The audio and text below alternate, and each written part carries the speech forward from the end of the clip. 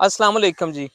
दुनिया के तरक्की याफ्ता ममालिक में या जिनको हम वेस्टर्न कंट्रीज़ कहते हैं, वहाँ पे ओल्ड एज होम्स होते हैं। ओल्ड एज होम्स क्या हैं? वहाँ पे जो बुज़ुर्ग लोग हैं, चाहे वो मेल्स हैं या फीमेल्स हैं, उनको रखा जाता है और उनको खाना-पीना, उनकी मेडिसिन, उनकी हर तरह की केयर वहाँ पे की जाती है। और ये ज़्यादातर वो लोग होते हैं जो रिटायर्ड लाइफ़ गुज़ार रहे होते हैं,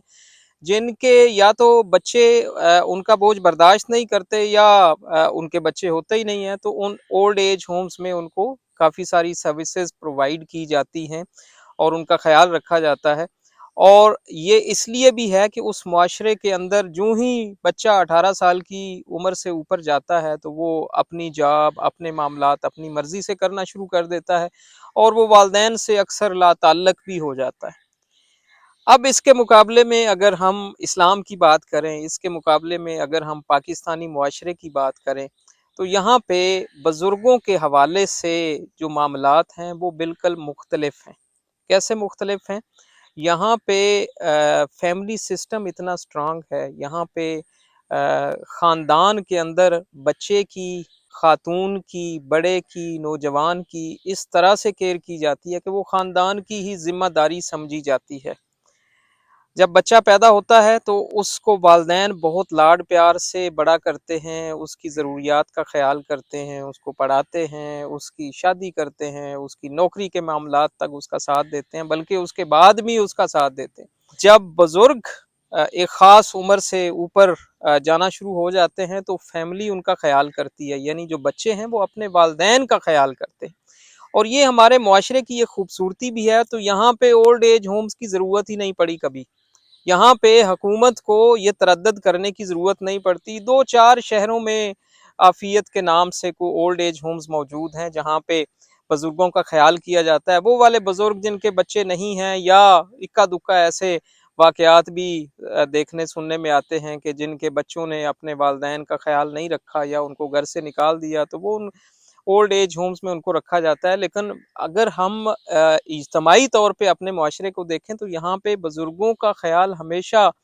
ख़ानदान के लोग यानी उनकी औलाद ही रखते हैं और बहुत ज़्यादा इज़्ज़त देते हैं। आज मुझे ये बात क्यों करनी पड़ रही है? इसलिए करनी पड़ रही है कि मैं किसी का नाम नहीं लूँगा, किसी शहर का नाम नहीं लूँगा, किसी इंडिविजुअल का नाम नहीं लूँगा, क्योंकि ये कोई अच्छी बात नहीं है। लेकिन बहरहाल एक वाक़या कल परसों से सोशल मीडिया पे आ रहा है, जिसमें एक वालिद के साथ बहुत ही नाज़ेबा किस्म का सलूक किया गया और उन पे तशद्दुद किया गया और उसकी वीडियोज़ भी दिखाई गई। तो मैं ना तो यहाँ पे कोई ऐसी वीडियो दिखाना चाहता हूँ, लेकिन मैं बहरहाल ये ज़रूर कहना चाहता हूँ कि तमाम ऐसी औलाद बशमूल मेरे, जिनके वालिदैन बुज़ुर्गी में पहुँचे हुए हैं, हमारा मज़हब और हमारे मुआशरे की तमाम तालीम व तरबियत हमें ये बताती है कि हमें उन बुज़ुर्गों का ख़्याल करना है। और इस्लाम ने तो वाज़े तौर पे इस पे बात की है। अगर हम कुरान की बात करें तो कुरान में भी अल्लाह ताला ने ये इरशाद फरमाया है, वालिदैन के साथ अच्छाई करो और उनमें से एक या दोनों अगर बुजुर्गी की उम्र में पहुंच जाएं, उनको उफ तक ना कहो, गुस्से का इजहार ना करो, और जब उनसे बात करो तो अच्छाई के साथ बात करो, नरमी के साथ बात करो। तो ये तो कुरान पाक ने तमाम मुसलमानों को जो कि अल्लाह ताला के अहकामात को मानते हैं, उनको कुरान पाक में ये हुक्म दिया गया है कि आप वालिदैन को उफ तक नहीं ना कहें।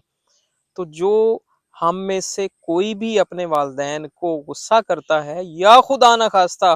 तशद्दुद की तरफ जाता है, तो आप सोचें कि वो कितना बड़ा गुनाह है और उसकी सज़ा कितनी बड़ी होगी। वो वालिदैन जिन्होंने हमें इस स्टेज पे पहुंचाया है, जिन्होंने इतनी मेहनत करके हमें इस काबिल बनाया है, उनकी मेहनत की वजह से, उनका खाना जो हमने खाया उसकी वजह से आज हम इतने ताकतवर हो गए कि हम उन्हीं पे तशद्दुद करना शुरू हो गए। तो हमें इस मामले से बाज रहने की ज़रूरत है, हमें अपने वालिदैन का एहतराम करने की ज़रूरत है, क्योंकि हमारा मज़हब भी ये कहता है और हमारे मुआशरे की तरबियत तालीम भी यही कहती है। हदीस में भी है कि किसी सहाबी ने रसूल पाक सल्लल्लाहु अलैहि वसल्लम से पूछा कि मैं किसके साथ नरमी का सलूक करूं, काइंडनेस करूं, तो रसूल पाक सल्लल्लाहु अलैहि वसल्लम ने फरमाया अपनी वालदा के साथ।